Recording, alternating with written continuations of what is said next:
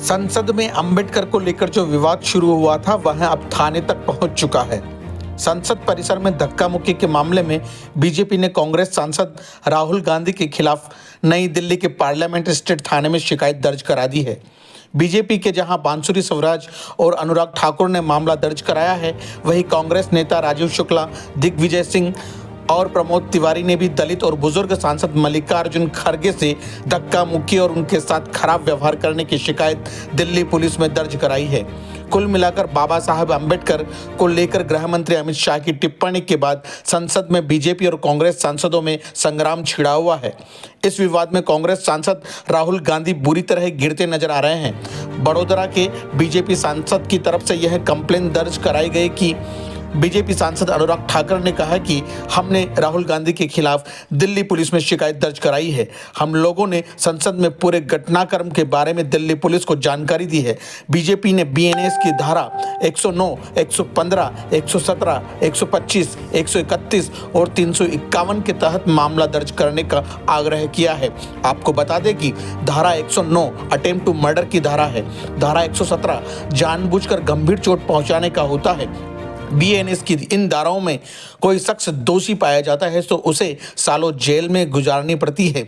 ऐसे में राहुल गांधी के खिलाफ अब दिल्ली पुलिस क्या एक्शन लेगी, ये तो आने वाला वक्त तय करेगा। गुरुवार को बीजेपी सांसदों ने राहुल गांधी की शिकायत करने के बाद कहा कि उन्हें लगता है कि वह कानून से ऊपर है। गांधी परिवार अपने आप को कानून से ऊपर समझता है।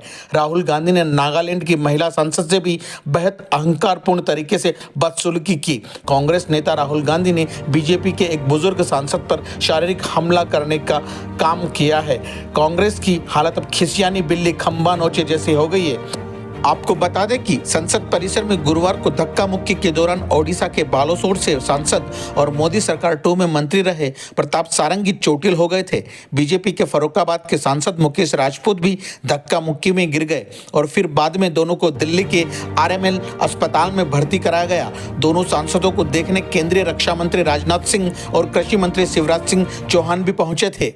राहुल गांधी एक एमपी को धक्का लगा, मेरे ऊपर गिर पड़ा और मैं नीचे गिर गया। किसने धक्का मारा? राहुल गांधी ने? हाँ, राहुल गांधी ने। राहुल गांधी ने धक्का मारा? राहुल गांधी। कौन सी जगह पे सर? सर किस जगह पे? सर किस जगह पे? किस जगह पे? सीढ़ी के ऊपर में मैं खड़ा हुआ था और राहुल गांधी ने आकर के एक एमपी को धक्का लगाया, वो मेरे ऊपर गिर पड़ा और मैं। कहाँ चोट लगी सर आपको? कहाँ चोट लगी सर? एक बार दिखा दीजिए। ये तो बहुत खून में। No, you want to see blood, no? See, they want to see. उनको जाने दो यार, जाने दो उनको। चोट लग गई।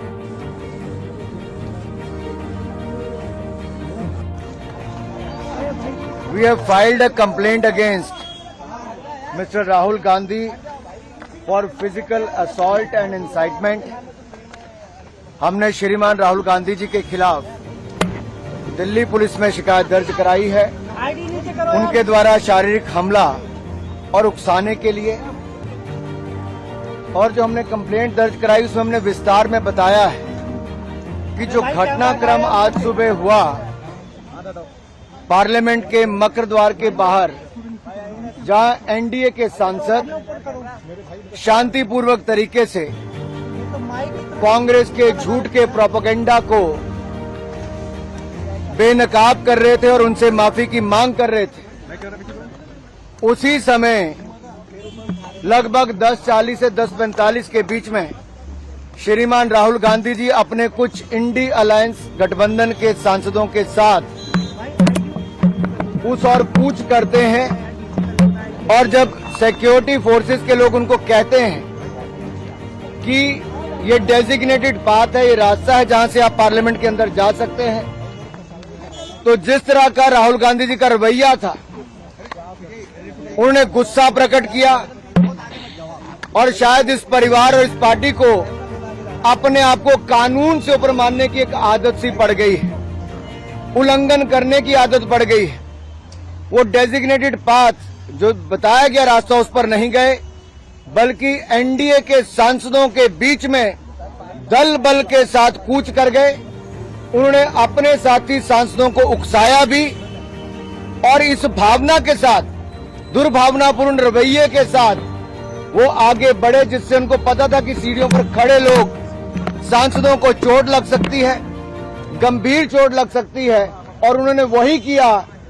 उस धक्के में जहां एक और मुकेश राजपूत जी सिर के बल गिरे, उनको सिर के पीछे चोट लगी, वहीं पे पूर्व मंत्री और सांसद प्रताप सारंगी जी के आगे सिर फट गया है। अब सुनने में आया कि उनको एमआरआई वगैरह करवाने के लिए लेकर गए हैं। यही नहीं, ये शारीरिक हमला करना और उकसाने का काम उन्होंने किया है। हमने सेक्शन 109, 115, सेक्शन 117, सेक्शन 125, सेक्शन 131 और सेक्शन 351 के अंतर्गत उनके खिलाफ कंप्लेंट दर्ज करवाई है। और अगर मैं आपको कहूं तो सेक्शन 109 अटेम्प्ट टू मर्डर है, section 109 is attempt to murder, section 109 is voluntarily causing hurt, section 117 is voluntarily causing grievous hurt, section 125 act of endangering life or personal safety of others, section 121 use of criminal force and section 351 criminal intimidation। इसको लेकर जब हमने ये इन धाराओं के अंतर्गत ये complaint दर्ज कराई है तो सीधे तौर पर ये दिखाता है कि राहुल गांधी जी ने एक सोची समझी तरीके से जो रास्ता तय किया गया था उस पर नहीं गए, दल बल का प्रयोग किया, अपने साथी सांसदों को उकसाया और जिसके कारण गंभीर चोटें 2 सांसदों को लगी है। और जिस तरह का दुर्व्यवहार उन्होंने किया, एक महिला सांसद जो नागालैंड से आती है, अनुसूचित जनजाति से हैं, प्रण कौनियाक जी, उन्होंने राज्यसभा के चेयरमैन के सामने भी जो अपनी बात रखी है वो राहुल गांधी जी के महिलाओं के प्रति रवैये को लेकर भी दिखाता है। और अगर आप उसके बाद देखिए, जब डॉक्टर हेमांग जोशी जी जो हमारे वडोदरा के सांसद हैं जिन्होंने कंप्लेंट दर्ज कराई, ये राहुल गांधी जी को प्रोटेस्ट के दौरान जब लाए भी कि आइए आपके इस सोच के कारण और आपके जो आपने धक्का दिया है उसके कारण गंभीर चोट सांसद को लगी है, तो आप राहुल गांधी जी का वीडियो देखिए। राहुल जी की वो अहंकार, वो अत्याचार करने के बाद भी उनका अहंकार कम नहीं हुआ। और ये अहंकार इतना था कि एक सांसद को जो सिर पे गंभीर चोट लगी, खून निकल रहा था, उनका हाल भी नहीं पूछा और अपनी अकड़ में वहां से चले गए।